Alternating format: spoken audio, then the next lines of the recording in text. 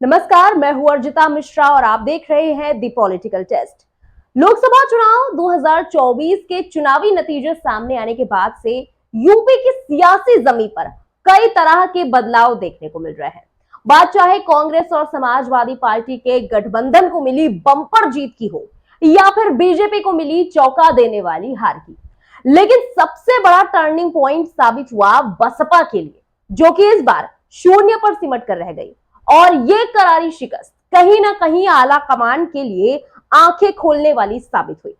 आखिरकार बसपा सुप्रीमो मायावती वापस अपने पुराने आक्रामक अंदाज में अब एक्टिव दिखाई देने लगी है और अपनी पार्टी को नए तरीके से मजबूती देने के लिए लगातार नए नए प्रयोग करती नजर आ रही है। इस बार समय की मांग को देखते हुए और अपने पार्टी के भविष्य को और पुख्ता करने के लिए बसपा सुप्रीमो मायावती ने वो फैसला भी वापस ले लिया जो उन्होंने लोकसभा चुनाव के दौरान लिया था, अपने भतीजे आकाश आनंद को वापस पार्टी का राष्ट्रीय कोऑर्डिनेटर बनाकर। लेकिन बसपा सुप्रीमो मायावती अब सिर्फ उन्हें राष्ट्रीय कोऑर्डिनेटर ना बनाकर उन्हें पार्टी का फेस बनाने के लिए भी पूरे दमखम के साथ जुट गई है, जिसका हमें ताजा उदाहरण देखने को मिला हरियाणा में, जहां आने वाले विधानसभा चुनाव के मद्देनजर आकाश आनंद के हिस्से बड़ी जिम्मेदारी सौंपी गई और यहां प्रत्याशियों का चयन करने जैसा बेहद अहम जिम्मा उन्हें सौंपा गया। और यही नहीं, इसके अलावा बिहार में भी सारी विधानसभा सीटों पर चुनाव लड़ने के ऐलान के साथ भी ये कयास भी तेज हो गए कि आकाश आनंद को वहां के लिए भी महत्वपूर्ण जिम्मेदारी सौंपी जा सकती है। इसके अलावा यूपी में जो 10 सीटों पर विधानसभा के उपचुनाव होने वाले हैं, उसको लेकर भी बसपा सुप्रीमो ने पूरी तरह कमर कस ली है। हालांकि ये बात भी बसपा सुप्रीमो मायावती अच्छे से जानती हैं कि अब राष्ट्रीय पार्टी के तौर पर बसपा की साख बनाए रखना उनके लिए बड़ी चुनौती बन चुका है। लेकिन बसपा सुप्रीमो मायावती के हाल में लिए गए फैसलों और मुद्दों पर मुखरता के साथ अपनी बात रखने जैसी एक्टिविटीज से ये साफ है कि बसपा सुप्रीमो इस बार कहीं भी कोई भी कोताही बरतने के मूड में बिल्कुल नहीं है और इस बात को भी वो बखूबी समझ चुकी है कि उनके बाद अब आकाश आनंद ही है जो बसपा को वापस उन्हीं बुलंदियों पर पहुंचा सकते हैं जो कि बसपा सुप्रीमो मायावती के कार्यकाल में थी।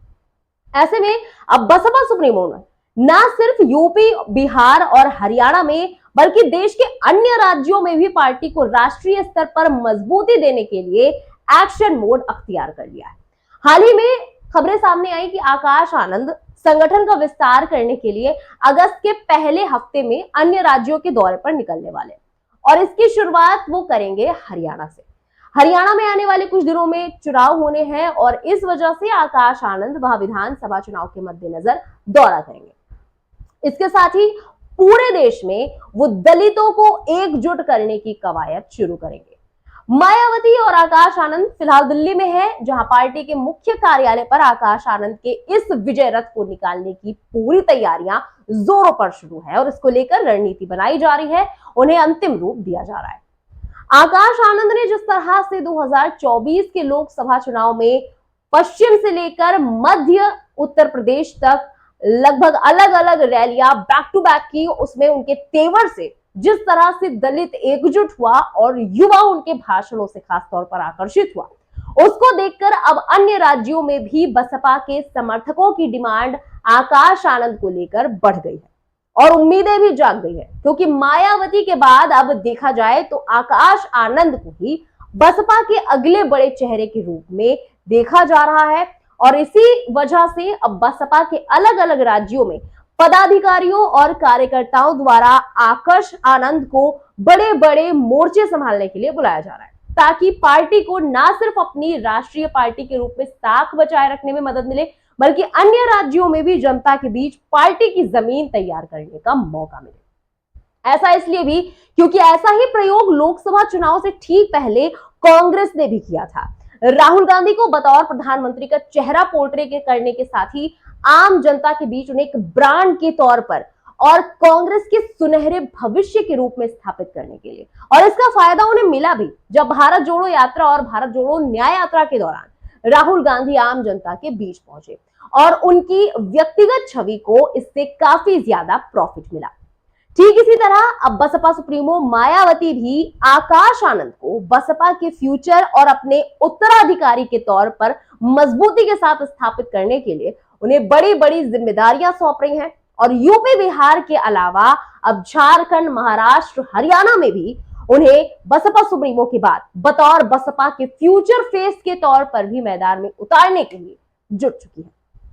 खुद आकाश आनंद में भी जनता को खुद से जोड़ने और अपने भाषणों से बांधे रखने की काबिलियत की तारीफ लोकसभा चुनाव के दौरान बसपा के विरोधी भी करते दिखाई दिए थे। हालांकि बसपा के लिए यूपी में जीत की राह इतनी भी आसान नहीं होने वाली। क्यों? क्योंकि इस बार के लोकसभा चुनाव में बसपा सुप्रीमो मायावती के सबसे बड़े दलित वोट बैंक को अपने पाले में लाने में कामयाब होने वाले आजाद समाज पार्टी के नगीना से लोकसभा सांसद चंद्रशेखर आजाद ने भी हाल ही में यह ऐलान किया है कि आने वाले यूपी के उपचुनाव में उनकी पार्टी 10 सीटों पर चुनाव लड़ने वाली है।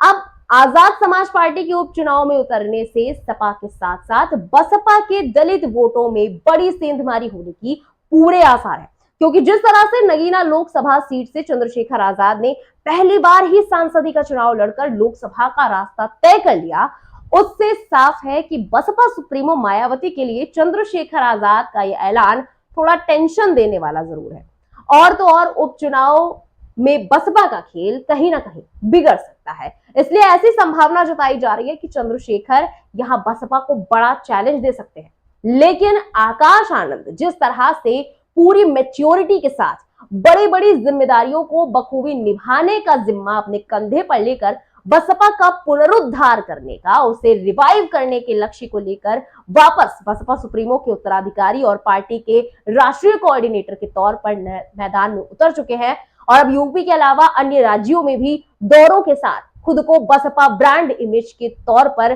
प्रमोट करने के लिए तैयार है। ऐसे में ये मुकाबला काफी दिलचस्प जरूर होने वाला है। फिलहाल इस पूरे एनालिसिस पर आपका क्या कहना है और आपको क्या लगता है कि आजाद समाज पार्टी की चंद्रशेखर आजाद आकाश आनंद को कितनी कड़ी टक्कर दे सकते हैं? अपनी राय हमें कमेंट में जरूर बताएं। बने रहे दी पॉलिटिकल टेस्ट के साथ। जय हिंद, जय भारत।